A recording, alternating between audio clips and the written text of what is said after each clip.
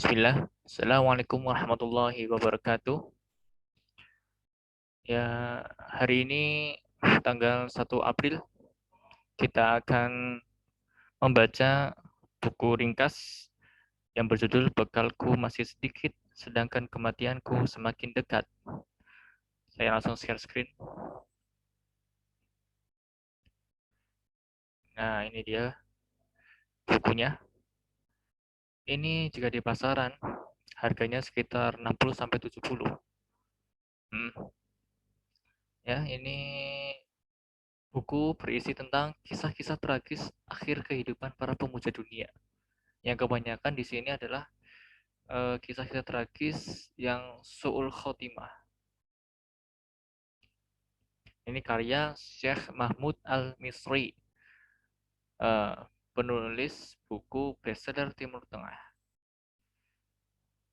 Saya memilih buku ini karena memang buku ini banyak sekali mengingatkan kita untuk bisa selalu mendekatkan diri kepada Allah dan selalu membenahi diri setiap harinya dan selalu memikirkan waktu yang berharga ini untuk selalu diisi dengan amal ketaatan. Oke, langsung saja ya. Nah, ini diterjemah oleh Masturi Irham LC dan Abdul Majid LC. Penerbitnya adalah Pustaka Al-Kautsar, penerbit buku Islam utama. Langsung saja ya ke ini muka awal ya. Sebenarnya ada tulisan Bismillahirrahmanirrahim. Terus setelah itu ada Mishkat An-Nubuwah. Nah ini Nabi SAW bersabda, "Innamal a'malu bil khawatim." Dan sesungguhnya amal-amal itu tergantung pada yang terakhir, pamungkasnya. Hadis riwayatnya Al-Bukhari. Ini hadis sangat agung ya, karena mengingatkan kita bahwa amal yang sesungguhnya ya, yaitu tergantung dari amal terakhir kita. Semoga kita selalu diberikan kemudahan, keistiqomahan dalam menuntut ilmu agar kita bisa mendekatkan diri kepada Allah SWT dan beramal sesuai dengan sunnah Nabi SAW dan ikhlas karena mengharap wajah Allah SWT. Amin ya rabbal alamin. Ini ada pengantar dari penerbit, kita baca saja, tidak apa. Bismillahirrahmanirrahim. Segala puji bagi Allah Subhanahu wa taala, Rabb sekalian alam. Selawat dan salam semoga senantiasa tercurah kepada Rasulullah sallallahu alaihi wasallam sebagai teladan kita, keluarga, para sahabat, serta siapa saja yang mengikuti mereka dengan baik hingga akhir kiamat atau hingga hari kiamat. Bapak, setiap orang pasti menginginkan akhir kehidupannya di dunia dalam keadaan baik. Husnul khotimah, bukan pada yang buruk su'ul khotimah. Namun, sering kita saksikan ada beberapa orang yang mati dengan sangat tragis, sangat mengerikan, yang mungkin kita belum pernah melihat sebelumnya. Sul khotimah adalah penutup kehidupan dunia yang buruk. Ini memiliki sebab yang patut setiap orang menjauhinya.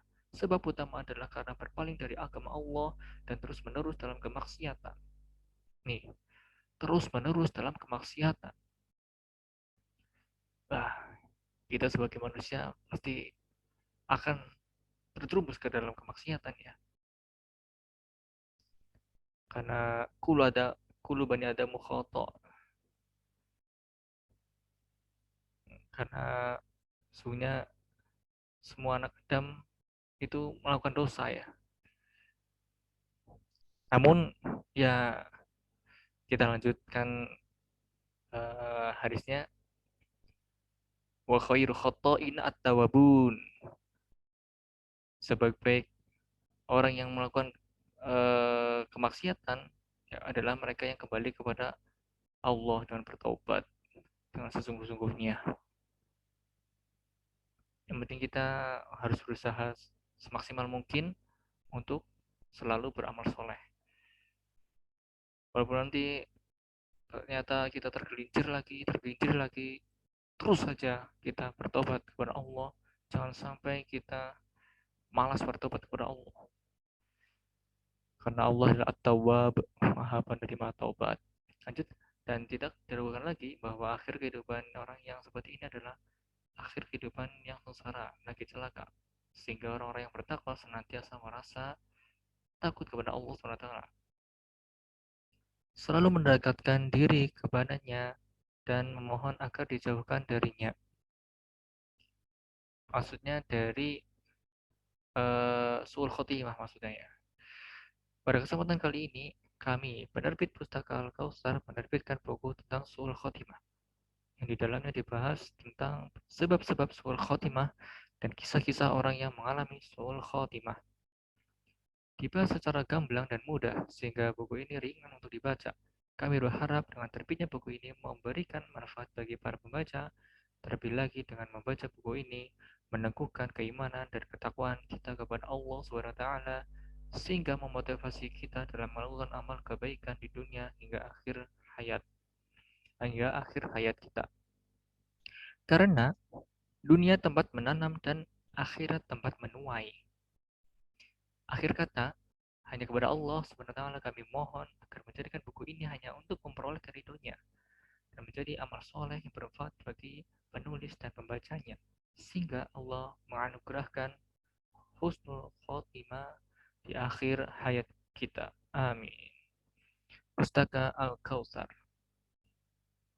Nah, ini kita langsung membaca kata pengantar dari Syekh Mahmud Al-Misri. Kata pengantar sesungguhnya, segala puji bagi Allah SWT, hanya kepadanya lah kami memuji, meminta pertolongan dan memohon ampunan. Kami berlindung kepada Allah SWT dari keburukan diri kami dan dari kejahatan perbuatan-perbuatan kami. Dan siapa yang telah diberikan petunjuk oleh Allah, maka tidak seorang pun yang dapat menyesatkannya.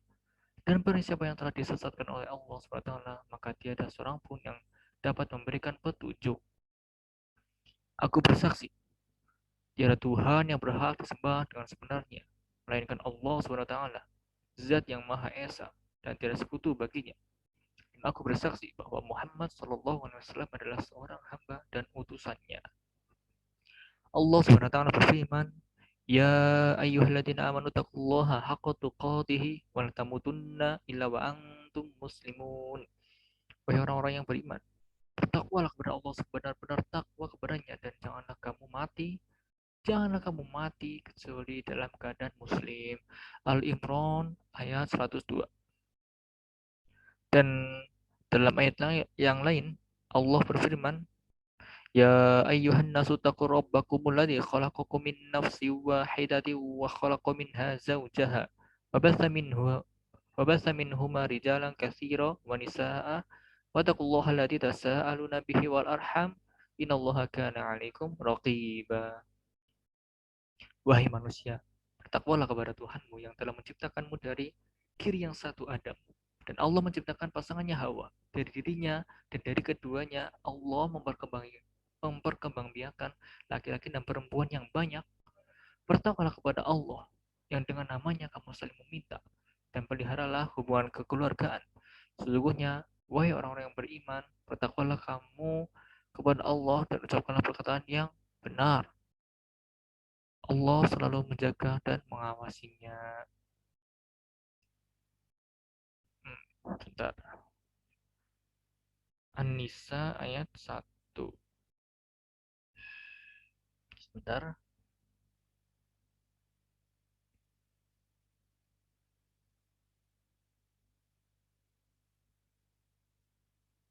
An-Nisa.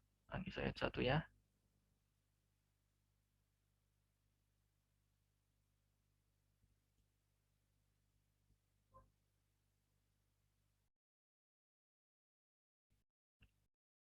Karena di sini saya ada hal yang mengganjal. Ini sesungguhnya wahai orang-orang yang beriman. Saya baca dari terjemahan yang lain ya. Wahai manusia, bertakwalah kepada Tuhanmu yang telah menciptakan kamu dari diri yang satu Adam. Dan Allah menciptakan pasangannya, Hawa, dan dari dirinya. Dan dari keduanya, dari Adam dan Hawa ya, Allah memperkembangbiakan laki-laki dan perempuan yang banyak. Ini, bertakwalah kepada Allah yang dengan namanya kamu saling meminta. Dan peliharalah hubungan kekeluargaan. Sesungguhnya Allah selalu menjaga dan mengawasimu.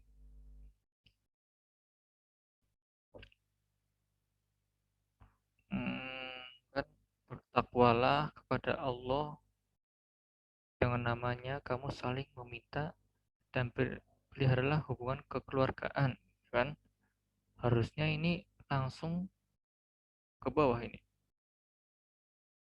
Ini Allah selalu menjaga dan mengawasimu. Jadi ini saya coret saja ya. Bentar. Uh,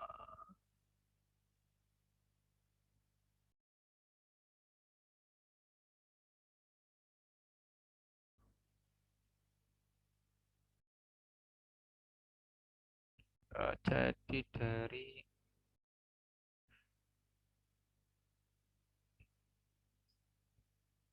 bertakwalah kepada Allah yang dengan namanya kamu saling meminta dan sesungguhnya, nah ini coret aja. Nih,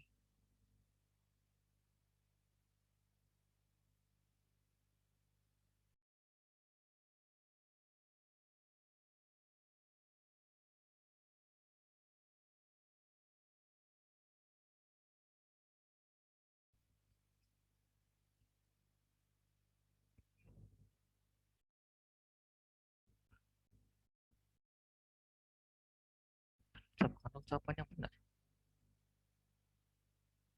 Waqulu qaulun sadida. Kok masa waqulu qaulan sadida? Enggak usah ini.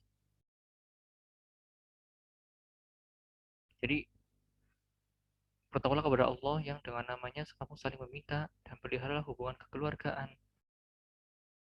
Sesungguhnya ya kan. Innallaha kana alaikum raqiba. Sesungguhnya Allah selalu menjaga dan mengawasimu. Ini ada inna, terusnya di sini ada tulisan ada sesungguhnya gitu ya. Aduh, sulit lah, nggak usah lah ya. Penting sini ada sesungguhnya Allah menjaga dan mengawasimu. Itu yang benar insya Allah. Lanjut. Hmm,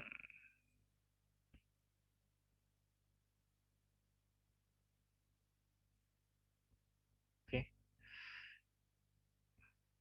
Begitu juga dengan firman Allah, ya ayyuhalladzina amanu taqullaha wa qulu qawlan sadida yuslih lakum a'malakum wa yaghfir lakum dunubakum wa may yuti'illaha wa rasulahu faqad faza fawzan 'azima. Wahai orang-orang yang beriman, bertakwalah kamu kepada Allah dan ucapkanlah perkataan yang benar. Nah ini, sesungguhnya wahai orang-orang yang beriman, bertakwalah kamu kepada Allah dan ucapkanlah perkataan yang benar. Nah ini hapus ini. Ada di sini nih, wahai orang yang beriman, bertakwalah kamu kepada Allah dan ucapkanlah perkataan yang benar. Saya Allah akan memperbaiki amal-amalmu dan mengampuni dosa-dosamu. Dan barang siapa menaati Allah dan Rasulnya, maka sungguh dia menang dengan kemenangan yang agung. Kalau ini insya Allah benar. Amma ba'du. Sesungguhnya perkataan yang paling benar adalah kitabullah dan petunjuk terbaik adalah petunjuk Rasulullah SAW. Perkara yang terburuk adalah yang baru, karena semua perkara yang baru adalah bid'ah dan semua bid'ah adalah kesesatan dan semua kesesatan akan masuk neraka. Amma ba'du. Manusia dipastikan melewati 4 fase perjalanan dalam kehidupannya, yang dimulai dari kelahirannya dan berakhir pada kehidupan di akhirat, baik ke surga ataupun ke neraka. Nah ini perjalanan fase pertama, perjalanan kehidupan di dunia di mana seorang tidak pernah mengetahui sampai kapan ia mampu bertahan hidup di dalamnya. Terkadang mampu bertahan hidup 1 tahun, 10 tahun, 70 tahun atau lebih dan bahkan kurang dari itu.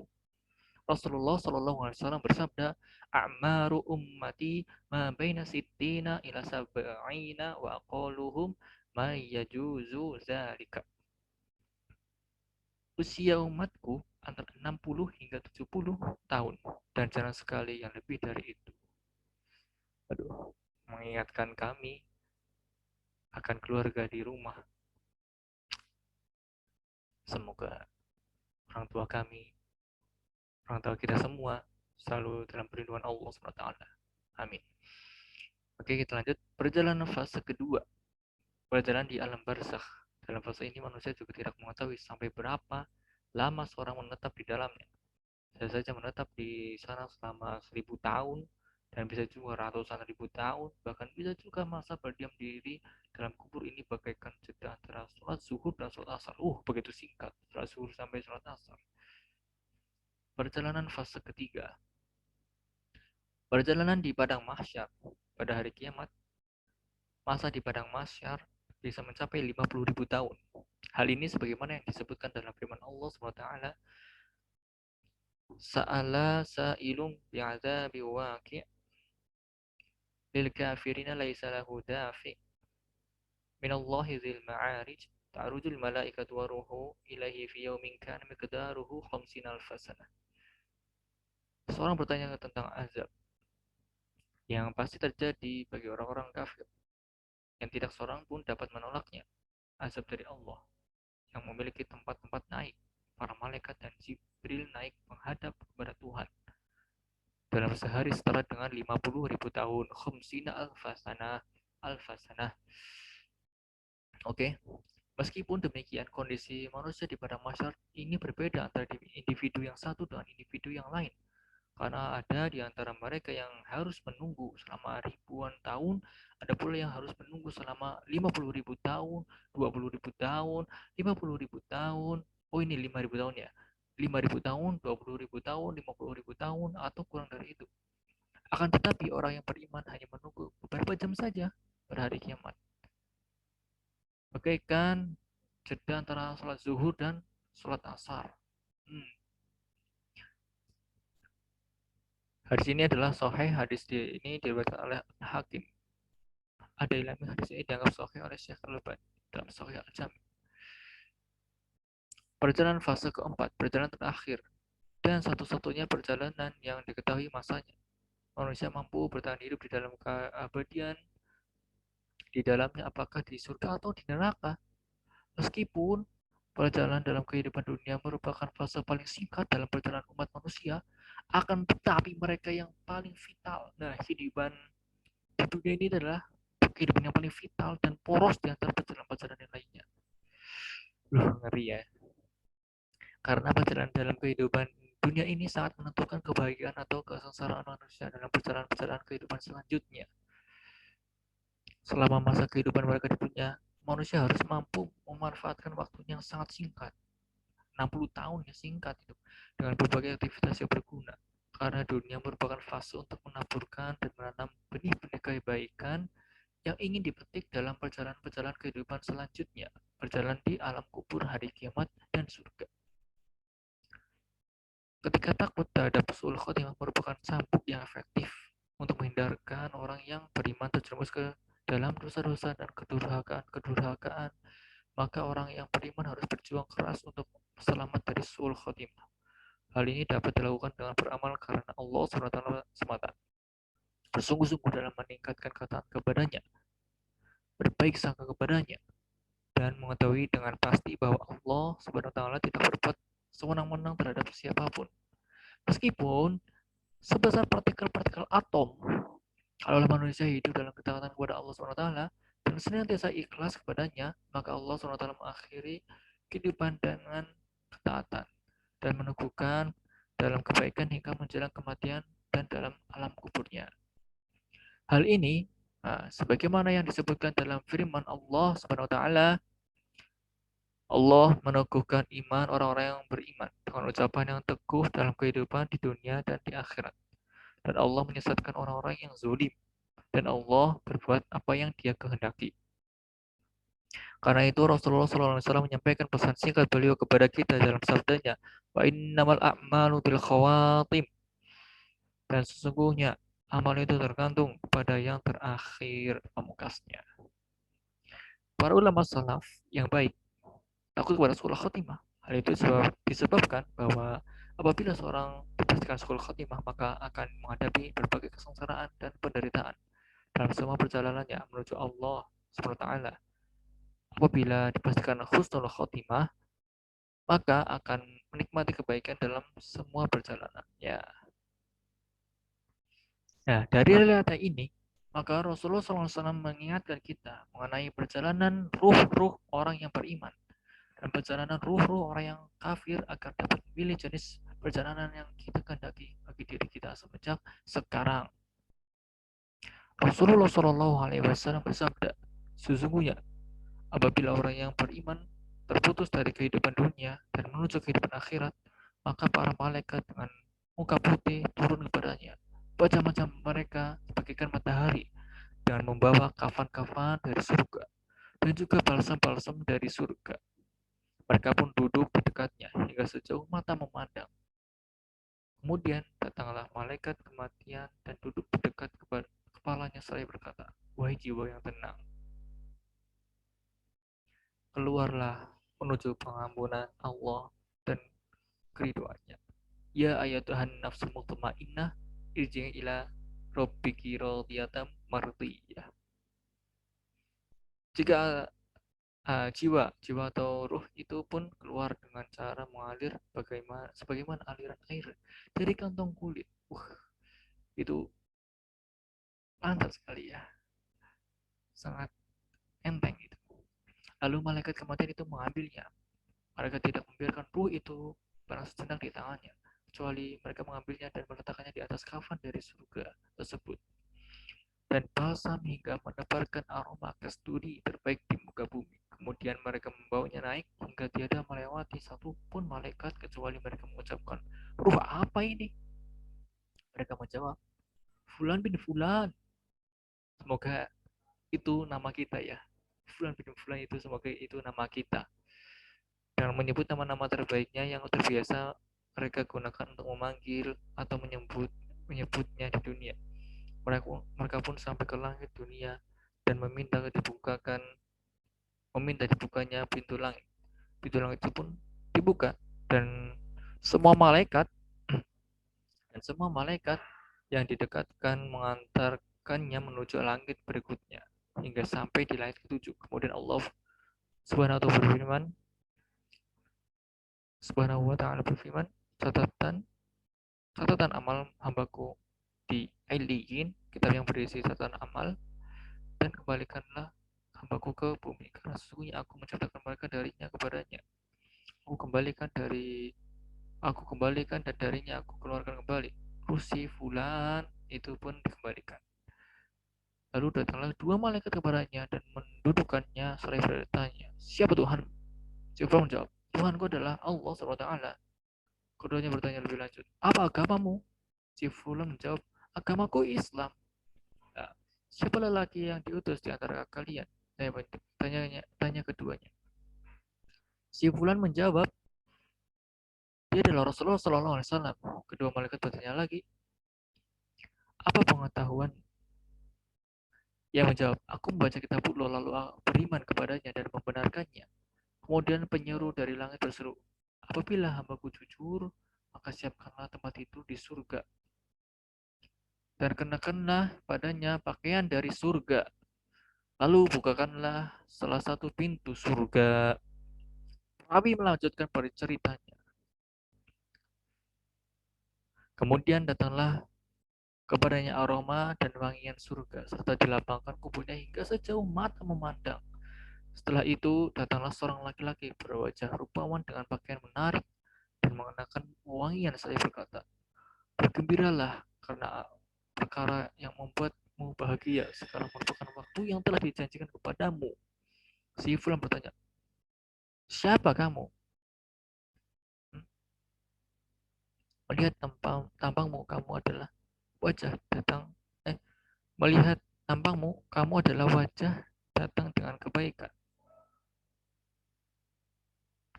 Malaikat menjawab, aku adalah uh, malaikat. Malaikat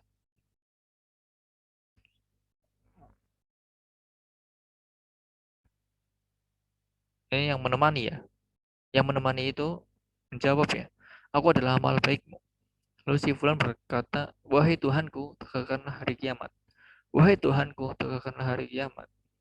Hingga aku dapat kembali kepada keluargaku dan hartaku. Nah, ini ada tadi kan ceritanya orang-orang mukmin. Nah, ini ada ceritanya orang-orang kafir bagaimana ketika dia sudah mati. Sedangkan orang yang kafir apabila meninggal dunia ini dan uh, dunia ini dan harus kembali ke akhirat, maka para malaikat dengan macam-macam menghitam turun dari langit menemuinya. Mereka membawa minyak suci, lalu duduk di dekatnya sejauh pandangan mata. Kemudian datanglah malaikat kematian dan duduk di dekat kepalanya seraya berkata, wahai jiwa yang buruk, keluarlah menuju kemurkaan Allah dan kemarahannya. Ruh itu tercerai-berai dalam tubuhnya, lalu dicat oleh malaikat kematian bagaikan dicabutnya. Ruh itu tercerai-berai dalam tubuhnya, lalu dicat oleh malaikat kematian, lalu dicabut oleh ruhnya itu lalu dicabut oleh malaikat kematian bagaikan dicabutnya tusuk dari wol yang basah. Tusuk maksudnya ini seperti semacam kayak kayu ya, kayu itu ada pengait-pengaitnya itu, lalu pengait-pengait itu nyangkut di wol yang basah. Nah, itu maksudnya wol yang basah lalu ia mengambilnya. Wah, itu berat sekali dan itu akan merobek juga kulitnya ya, bahkan bisa juga dagingnya itu bisa keambil juga. Apabila telah mengambilnya, maka mereka tidak membiarkannya berlama-lama di tangannya, sedikit pun hingga mereka meletakkannya pada minyak suci tersebut dan mengeluarkan aroma busuk bagaikan aroma bangkai disapu angin di muka bumi. Kemudian para malaikat itu membawanya naik ke langit. Mereka tidak melewati para malaikat pun di langit, kecuali mereka berkata, ruh apa yang buruk ini? Mereka menjawab, Fulan bin Fulan. Semoga ini bukan nama kita ya. Dan menyebutkan nama terburuknya yang biasa digunakannya untuk memanggilnya di dunia. Lalu minta dibukakan pintu, tetapi tidak dibukakan. Lalu Rasulullah SAW baca, dia akan dibukakan pintu-pintu langit bagi mereka. Kemudian Allah SWT berfirman, tulislah catatan amal hambaku di sijin, di bumi paling bawah. Lalu ruhnya dilemparkan sekeras-keras, lalu ruhnya dikembalikan pada jasadnya dan didatangi dua malaikat. Kedua malaikat itu pun mendudukannya. Saya bertanya, siapa Tuhanmu? Dia menjawab, hah? Hah? Aku kurang ngerti. Aku tidak tahu. Apa agamamu? Tanya keduanya. Nabi lanjut, hah? Hah? Aku tidak tahu. Uh, Jawabnya. Kedua malaikat itu terus bertanya kepadanya, siapa lelaki yang diutus kepada kalian? Yang menjawab, hah? Hah? Aku tidak tahu. Lalu penyuruh dari langit berseru, ketika hambaku berdusta, maka siapkanlah tempat tidurnya dari neraka, dan bukakanlah untuknya sebuah pintu dari neraka sehingga panas dan lidah apinya sampai kepadanya. Dan kuburnya pun menjepitnya hingga tulang rusuknya remuk, menyilang ya. Tulang rusuk atau tulang rusuk itu bisa menyilang hingga remuk. Kemudian seorang laki-laki yang buruk muka dan berpakaian tidak baik dengan aroma yang tidak menyenangkan mendatangi saya berkata, bergembiralah dengan perkara yang membuatmu bersedih. Sekarang merupakan waktu yang telah dijanjikan kepadamu. Alai kafir itu katanya. Man anta? Siapa kamu? Wajahmu memperlihatkan sebagai wajah yang datang dengan keburukan. Lelaki itu menjawab, nah ini lumayan lah ya. Lelaki atau wujud yang menemani ya. Kalau tadi itu malaikat ya. Lelaki itu menjawab, aku adalah amal burukmu. Si kafir berkata, wahai Tuhanku, janganlah engkau tegakkan hari kiamat. Hadis ini sahih. Karena itu marilah kita berupaya meningkatkan kualitas hidup ini dengan senantiasa memperkuat ketaatan kepada Allah SWT. Apabila terjatuh dalam kedurhakaan, maka hendaklah segera bertaubat kepada Allah SWT agar kita dapat meninggalkan dunia ini dengan taat kepada Allah sehingga selamat dari suul khotimah dan berhak mendapatkan husnul khotimah. Karena di balik husnul khotimah ini kita dapat meraih kebahagiaan dan kenikmatan dalam kubur maupun pada hari kiamat. Serta kenikmatan surga yang di dalamnya terdapat bidadari-bidadari yang belum pernah terlihat oleh mata, terdengar oleh telinga, dan belum pernah terbesit dalam hati manusia sama sekali. Nah, semoga Allah SWT menganugerahkan kepadaku dan kalian semua dengan husnul khotimah. Karena sesungguhnya dialah yang menguasai semua itu dan mengendalikannya. Semoga salawat dan salam senantiasa tercurahkan kepada kekasih kami Muhammad serta Muhammad SAW beserta keluarga dan para sahabat radhiyallahu anhum ajma'in, ditulis oleh orang yang sangat berharap mendapatkan ampunan dari Zat yang Maha Pengasih lagi Maha Pengampun, Mahmud Al-Misri Abu Ammar. Ya mungkin demikian dulu ya untuk mukadimah. Ini pengantar dari penerbit dan pengantar dari Syekh Mahmud Al-Misri. Semoga bermanfaat. Assalamualaikum warahmatullahi wabarakatuh.